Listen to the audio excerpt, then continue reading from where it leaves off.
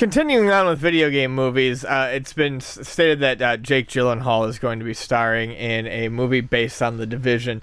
The Division is a game that Ubisoft put out, the people who are also doing the Assassin's Creed movie, and a Splinter Cell movie, and a Rabbids movie, because Ubisoft has decided that what America wants is more video game movies, because, their Prince of Persia movie did so well.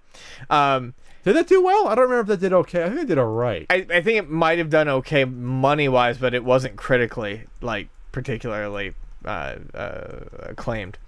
So The Division is a game that basically starts in a New York City after a weaponized flu virus is dropped on a shitload of money that is then dispersed before Black Friday and basically wipes out all of New York City.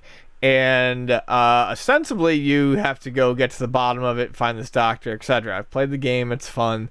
It does wear towards the middle. But really, you spend most of the game taking cover and firing pot shots at gangsters, people wearing propane tanks, and various other enemies, and raiding, dungeon-type levels where you have to take out gang leaders. While the basic premise could potentially be stretched into an hour-and-a-half long movie, I'm just not sure that I see this working out particularly well.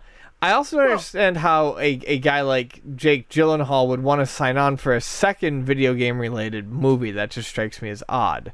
Well, he gets paid. What does he care? I guess so, but I mean, maybe he likes a story. At least a story like this isn't like the Warcraft movie. Like 17 different characters you gotta weave in and out. No, this has no central character other than the enemy. So this is broad enough in terms of its story because you all create your characters and play online together. Yeah. You could conceivably create a fairly decent narrative with the cool idea of a weaponized flu virus. Yeah, you have a squad taking people out, trying to find the cure. So it could work. I just want to know why Ubisoft has suddenly decided that every single one of their properties needs to be turned into a movie. I mean, historically, video game movies are not doing well. I mean, are they looking at the reviews for Warcraft? Did they look at the reviews for Prince of Persia? Have they looked at the reviews for video game movies over history and time? When are people going to stop? When are these companies going to stop thinking that they've got the property that's going to make a great movie? Prince of Persia made $336 million worldwide on a $200 million budget. Holy shit! So that did not make its money back. Maybe on DVD or not. But that did not do well.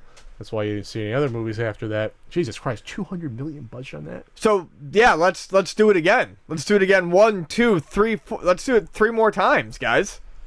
4 more times. Well, I guess we're gonna.